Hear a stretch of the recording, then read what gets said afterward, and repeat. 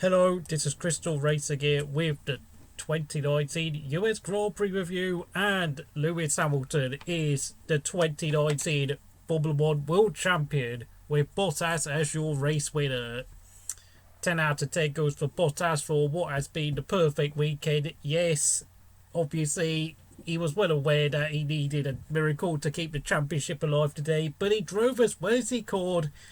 And I have to say, he did drive as if there was no pressure on him today, because frankly, he knew that, the only way he can win the championship if Lewis Hamilton has three disastrous races, and Bottas just did his job. Lewis Hamilton gets 8 out of 10 from me. Well, at least he finishes on the podium for his 6th championship victory. Not his finest weekend. Qualified 5th with a very poor lap, I have to say, but he made amends in the race, although of course he was helped by the fact that Ferrari, of course, have lost their power advantage, which I'll get on to later. Max Verstappen gets 9 out of 10 for finishing 3rd, was closing up on Lewis Hamilton in the last lap. Could have passed him if there was another 2 laps added to the race, but of course there wasn't, so 3rd place it was. A good return to form for Max after a few very scruffy races, I've got to say, but he's back to top form, and of course I think this is the first time he's actually finished in front of Albon since they've become teammates, which is, it's not good for Max, I have to say the least. 4th place was Charles Leclerc. Now, Ferrari was so slow to the point that I almost had to get a pair of binoculars to see where Leclerc was. Oh my goodness, that car was so slow today. About over a minute behind at the checkered flag. Wow. I've got to say this. Ferrari have got serious problems. This is not me picking on Ferrari because I can't stand them or whatever. This is more the fact that ever since the FIA stepped in with their investigations, that car is, I think it's kind of clear. I think Ferrari have been cheating, and well, good grief, you're probably going to have to give up on next year's World Championship to focus on 2021 because they are miles off the pace.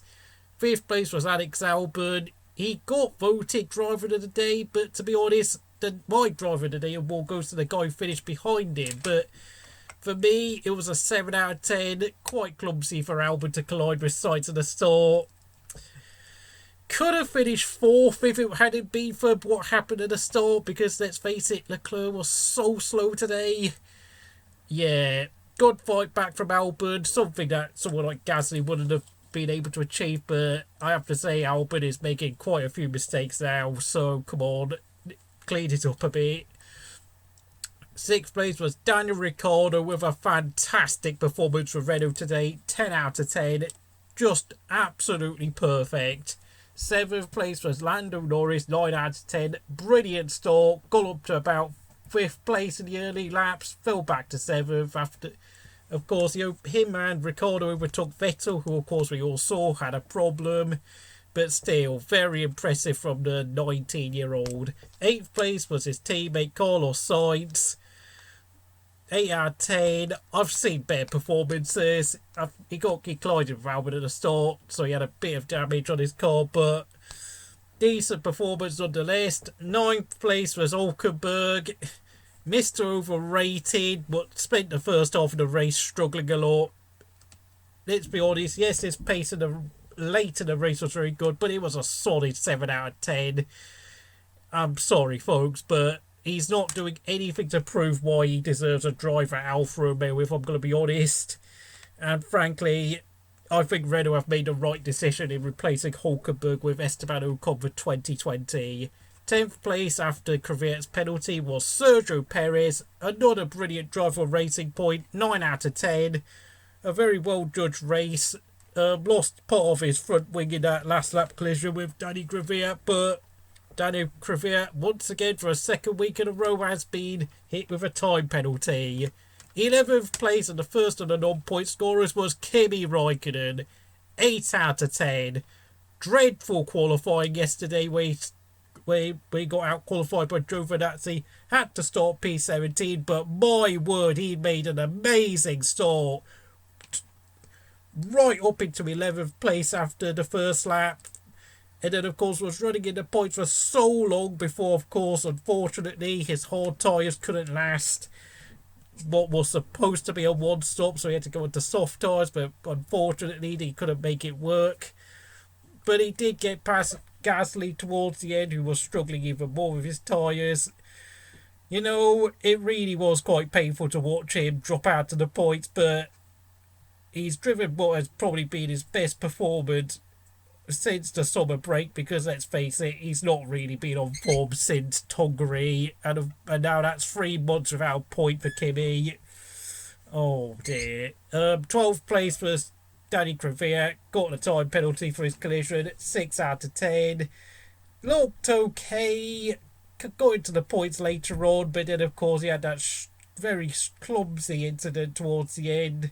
Kind of he's got a habit of getting involved in daft accidents. He turfed Hulkenberg at the final corner out last week at Mexico. Got a well-deserved penalty for that. And once again, Kvyat is showing exactly why Albon got picked to go to Red Bull over him. This guy isn't good enough, I'm afraid.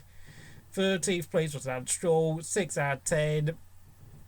It's Lance Stroll, I don't care. 14th place, Giovinazzi.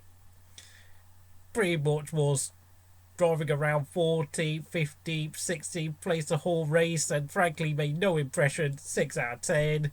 Roman Grosjean, 5 out of 10. He's driving a horse. It's absolutely awful. Pierre Gasly, 7 out of 10. Looked very good, but then he was fading away, and then he parked his car up with a couple of laps ago. I don't know what happened to his car, but I'm presuming he must have had a mechanical problem, because he did look very good today with his 7 out of 10 performance. George Russell, 7 out of 10. It's a Williams, I don't care. Robert Kubica, first to retire, 6 out of 10. Who cares? Made a good start.